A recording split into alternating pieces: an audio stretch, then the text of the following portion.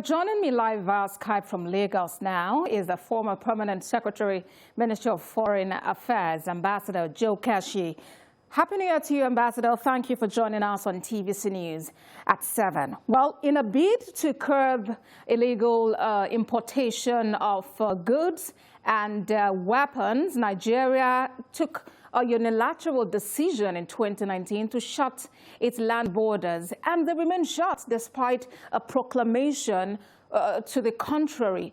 How do you see this impact on the nation's treaty as regards the free movement of persons and goods? Thank you for having me, and Happy New Year to you too. The issue of the Nigerian border and its porous nature is not a new thing. It's something that the nation has been confronting for so many years. Many years ago, around I think the 80s, when General Mohammed Buhari was the head of state and Professor Ibrahim Gambari was the foreign minister, we spent 6 good months negotiating with our neighbors back and forth, to Lagos over a period of 6 months, trying to negotiate and find solution to the problems of the border. Remember that the border was also closed. I think the truth is that we must face as a nation is that over the years we've not done the things that we needed to do in order to ensure that we do not encounter this kind of problems that lead to border closure. If we have developed a number of other seaports, like the seaports in the South-South, it would have been easier to ensure that all goods coming into Nigeria comes from the, from the seaports, rather than being smuggled in or being brought in from, the land, being brought in by land, especially through Cotonou.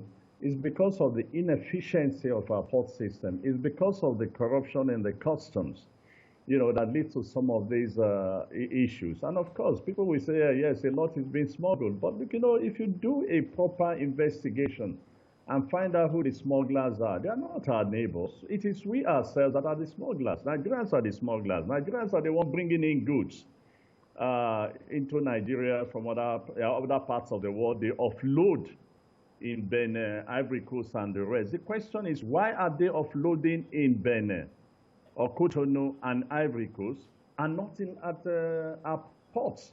Because of the situation we have at Apapa and Thinkan Island.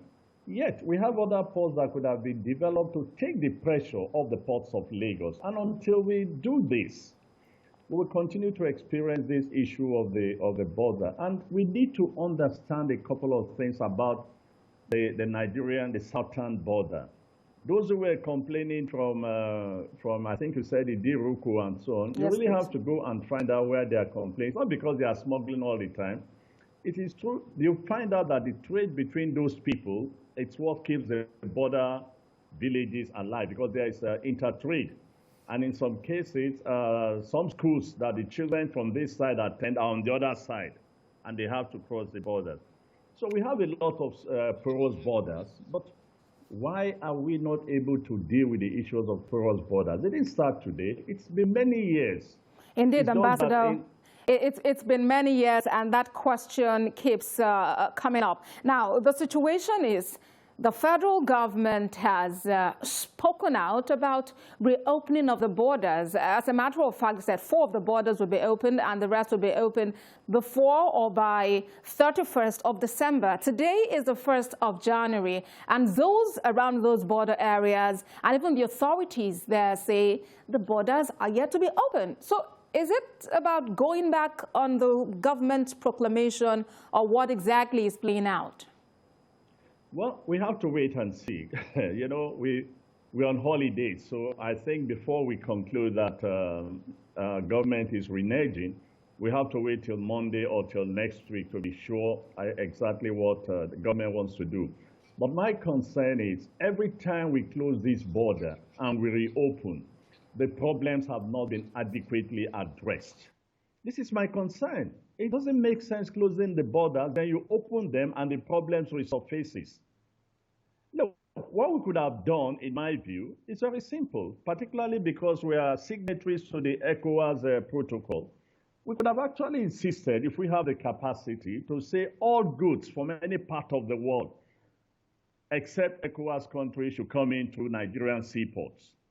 And then ECOWAS goods only should come by road. That now means that we also have the obligation to develop other seaports so that it takes the pressure. I mean, you read the papers every day, gridlock at Apapa. Look, this is affecting our economy. Indeed. Recently, there was a similar problem in England. There were 10,000 vehicles between France and England. And immediately the problem was resolved within 3 days. 10,000 vehicles crossed the two borders within 3 days. How many days will it take the 5,000 or how many thousands of, 700 or so that is reported to be waiting to cross? So we really need to begin to look at these issues seriously and with an honest intention to resolve these problems. All right, Ambassador.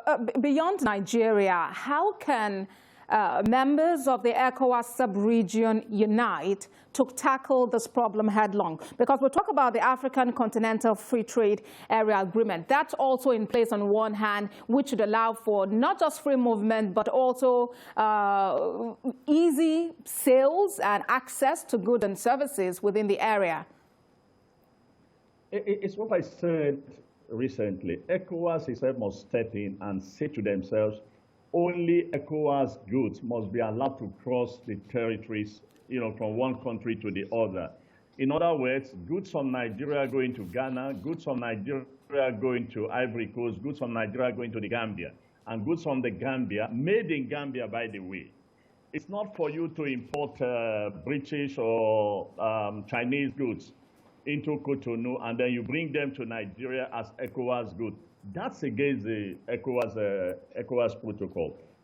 So it's a question of each of these 16 countries, recognizing their obligations that they need to make the ECOWAS protocols work in favor of ECOWAS countries, not against ECOWAS countries as it is being done today. All right, Ambassador Joe Keshi, former Permanent Secretary of Ministry of Foreign Affairs, thank you very much for sharing your thoughts with us on TVC News at 7. Thank you for having me. Happy New Year again. Thanks a lot.